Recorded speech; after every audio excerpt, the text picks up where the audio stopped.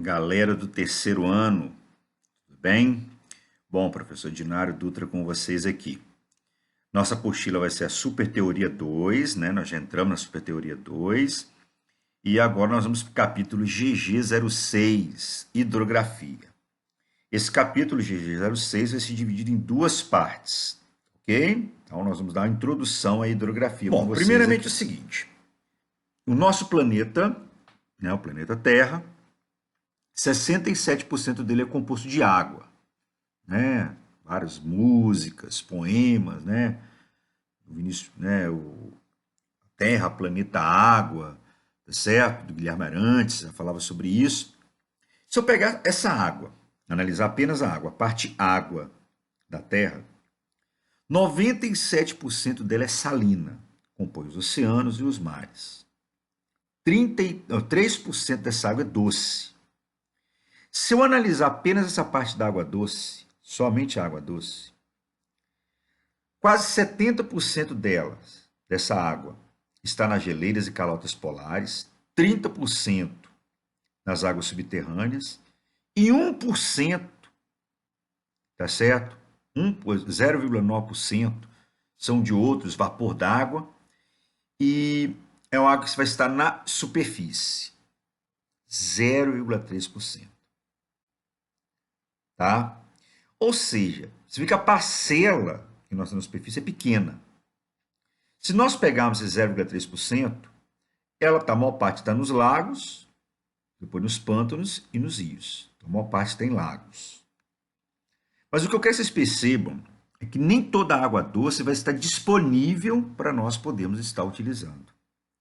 E aí vem aquela discussão: a água é um recurso natural renovável ou não renovável? Se nós pararmos para analisar a água em si, é um recurso natural renovável, por causa do chamado ciclo hidrológico, vou explicar para vocês mais para frente. Mas se eu for analisar a água potável, é um recurso não renovável. Ah, mas é um recurso rápido de você recuperar. Você tem que entender que a nossa necessidade de água é uma necessidade imediata. Os recursos que nós temos no planeta é o único que praticamente não pode se ausentar, porque ele é vida. Você, por exemplo, quando a NASA ela manda uma sonda de pesquisa para um determinado planeta, a NASA, a primeira coisa que ela quer saber é se naquele planeta existe o quê? Água, mesmo que em estado sólido. Água virtual é água que você não vê, tá certo? Observe que eu coloquei aqui assim, definida como água incorporada em commodity. O que é commodity? Commodity é um produto primário, pode ser de origem extrativista, agropecuária, e que tem alto valor comercial, certo? Isso é uma commodity. Então, café é uma commodity, o minério de ferro, petróleo, são produtos primários. Então, a água, ela tem valor, porque, na verdade, a água ela é utilizada não só para a produção de bens industriais, como agrícola. Então, quando você come uma maçã, ali tem água que foi utilizada na irrigação. Quando você compra lá um guarda-roupa, aquele guarda-roupa tem água que foi utilizada na sua produção e você não viu. Eu chamo isso de água virtual. Foi aquela água envolvida no processo produtivo.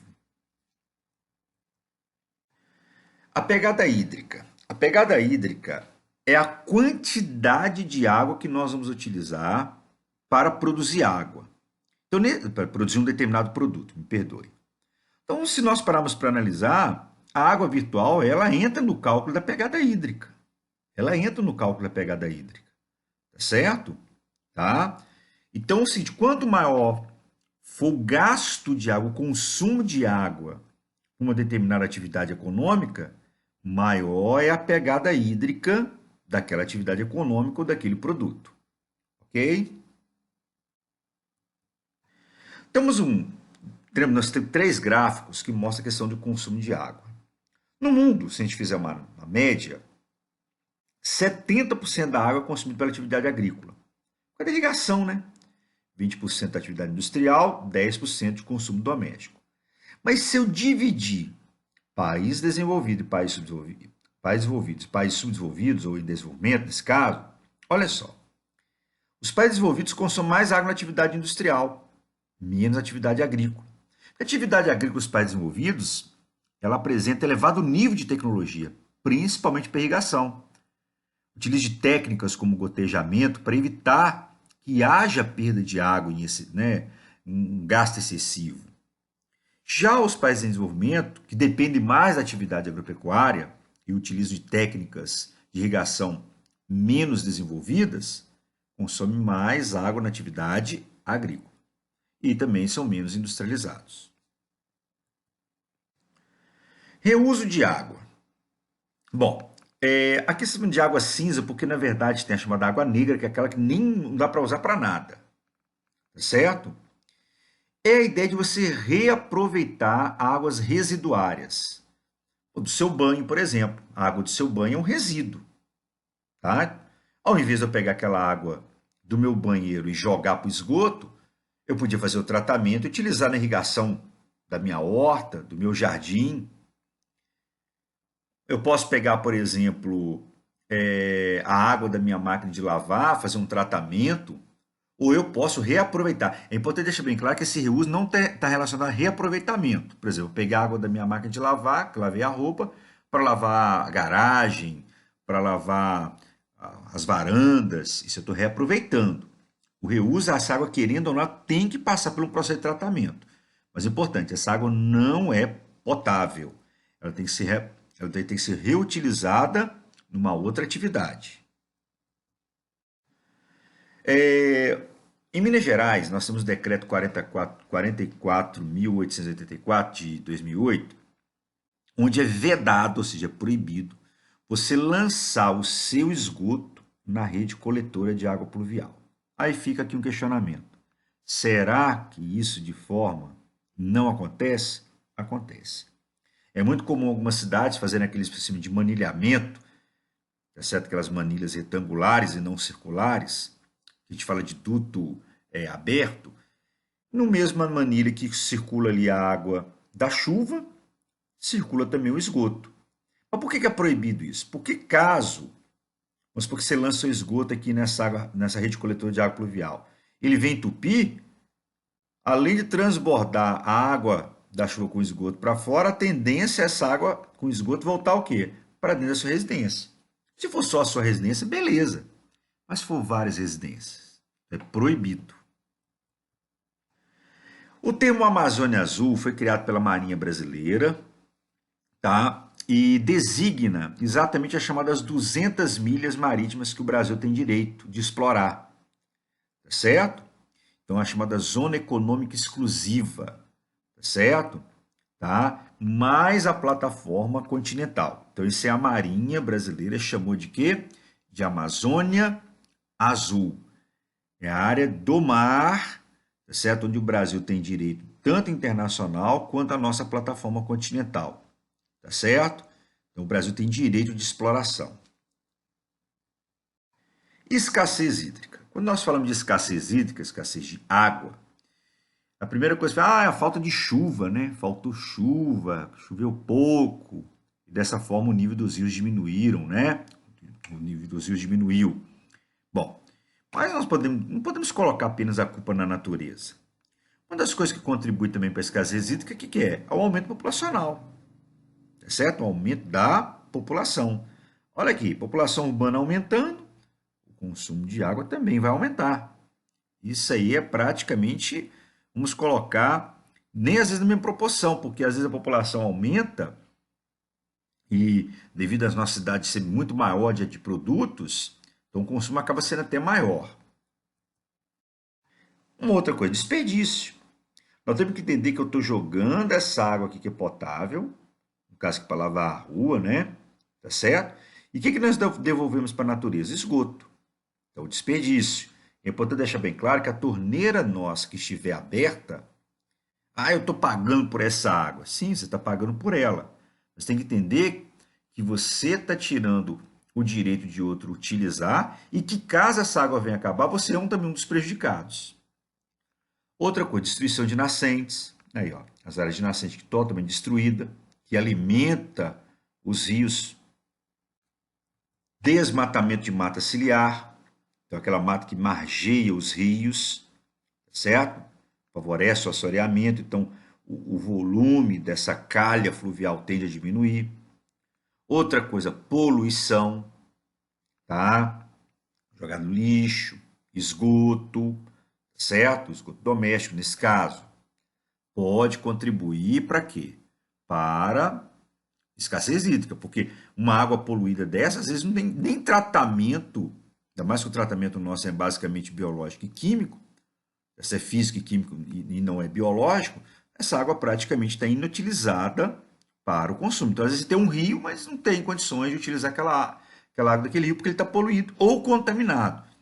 A diferença da poluição e contaminação é que na contaminação, o que acontece? As moléculas hidrossolúveis, né? As moléculas elas conseguem se agrupar a molécula de água. E aí você não tem como retirar aquela molécula da molécula de água.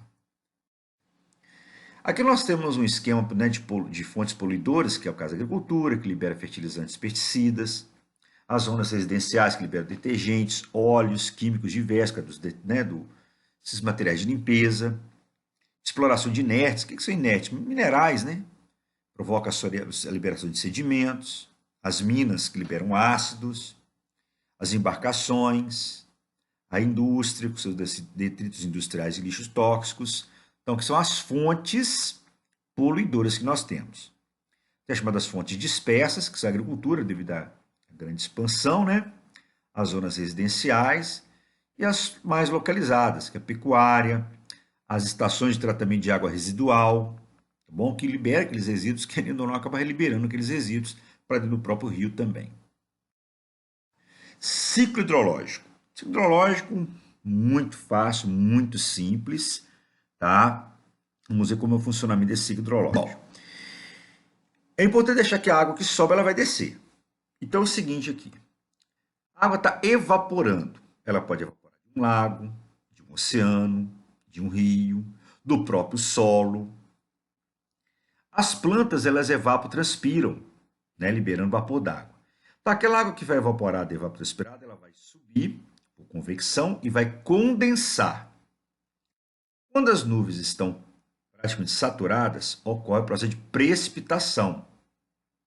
Aquela água vai precipitar e vai abastecer os rios, os lagos, como também vai infiltrar, que é a percolação, vai infiltrar no solo, formando os aquíferos, os lençóis freáticos, que, aliás, é que alimentam os rios também, e também as nossas nascentes. Se eu promover um desmatamento, eu vou afetar essa transpiração. Se eu promover um desmatamento, não só vou estar afetando a transpiração, mas como também a infiltração dessa água no solo.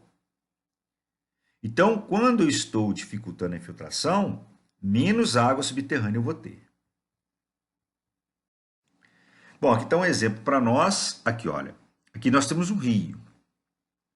O que transforma um rio no rio perene é o aquífero. É tanto que é muito comum as pessoas perfurarem poços artesianos, né? Poços cisternas, que eles chamam, né? Próximo ao rio, que eles sabem que vai ter água. Tá? Agora é importante deixar bem claro, da mesma forma que a água infiltra também o quê? Esgoto. Infiltra também o quê? Rejeitos industriais, que pode contaminar esse aquífero livre. Então, o aquífero livre, também chamado de lençol por vocês aí, tá certo? É aquele que está praticamente muito próximo da superfície. Ele recebe diretamente a água da chuva que infiltra, mas como também pode receber de poluentes. Tá? Já o aquífero confinado, ele fica abaixo de camadas impermeáveis de rocha, que alimenta o topo dos morros, como eu vou mostrar para vocês depois. Por falar em aquífero, destaca aqui o aquífero Alter do Chão, que está no norte do Brasil, pega os estados do Amazonas e do Pará, e o aquífero Guarani, que é o maior aquífero que nós temos em área, porque diz que em volume é o Alter do Chão. Ele pega países como Brasil, Paraguai, Argentina e Uruguai, estados do sul, do sudeste e do centro-oeste do Brasil. Lá no norte também nós temos o chamado rio Ranza, que é um rio subterrâneo. Esse Ranza é o nome do geólogo que descobriu. Diz que é o rio com o maior fluxo de água subterrânea que existe no mundo. Na floresta amazônica, né, chove muito, então infiltra muita água e vai estar abastecendo esse rio Ranza. Como eu disse, o aquífero livre, que está muito próximo da superfície, da mesma forma que ele pode receber a água da chuva, ele pode receber também o quê? dejetos, esgoto, fertilizantes, que pode estar contaminando esse aquífero. Ao contrário, por exemplo, do aquífero confinado, que a gente chama de cativo, ele fica após uma camada de rocha impermeável, como nós podemos observar aqui, ó. Tá certo? Então quer dizer que aqueles rejeitos domésticos, industriais da agricultura não conseguem contaminar. Então a água é mais pura, mas ela é muito mais difícil de ser explorada porque ela está logo após a camada de uma rocha impermeável. Né? No caso, um granito, por exemplo. Como eu disse, que abastece aquíferos confinados é o topo do morro. Então ele aflora aqui em cima. Então aqui que é o abastecimento. Pena que a imagem não deu para representar direitinho para nós. Quando nós deixamos o solo desprotegido, né, o que acontece? Ocorre o assoreamento. Olha só essa imagem aqui. Isso aqui era um lago. Certo? Olha como ele está assoreado. Olha a quantidade de sedimento que vai ter nele. Devido a processos erosivos que ocorrem nas margens e nas cabeceiras. Olha esse rio. Isso aqui era a largura desse rio. Tá? Está assoreado. Totalmente assoreado.